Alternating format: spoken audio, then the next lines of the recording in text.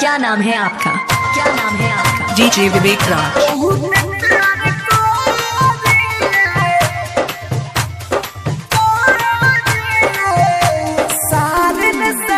सोनू पटेल कोकिलहाता।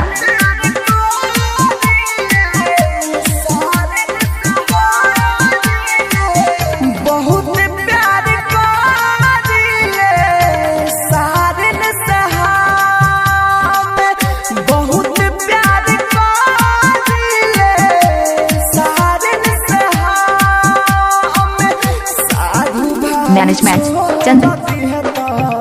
सारू हमारा छोड़ दिए तो रखले हवा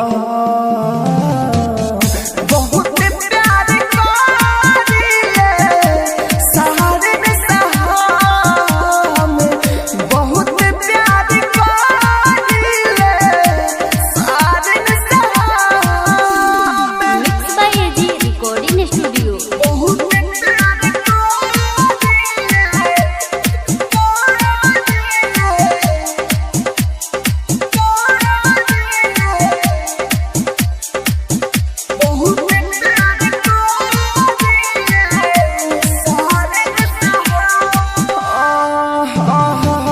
डीजे विवेक राज।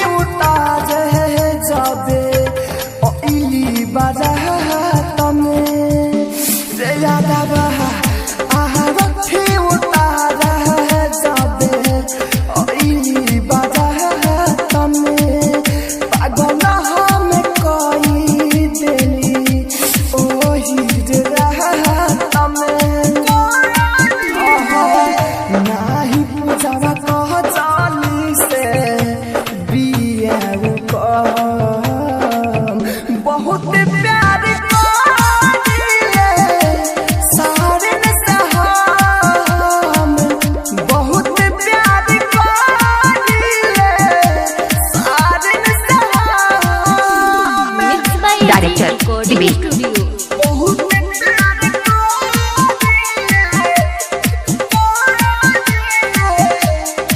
डीजे विवेक राज।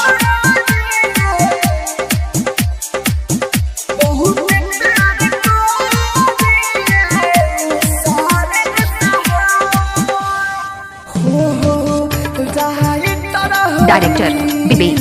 हमारे मनवा न लागे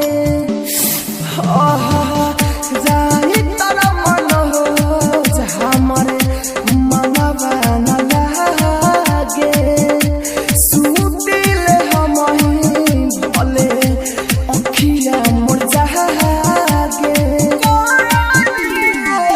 राहुल राजा धानी के मनली मैनेजमेंट चंदन। बहुत प्यार करिए सहारे में सहा में बहुत प्यार करिए डीजे विवेक राज। सहारे में सहा में। DJ mixing Vivek. Mobile number 6289321533।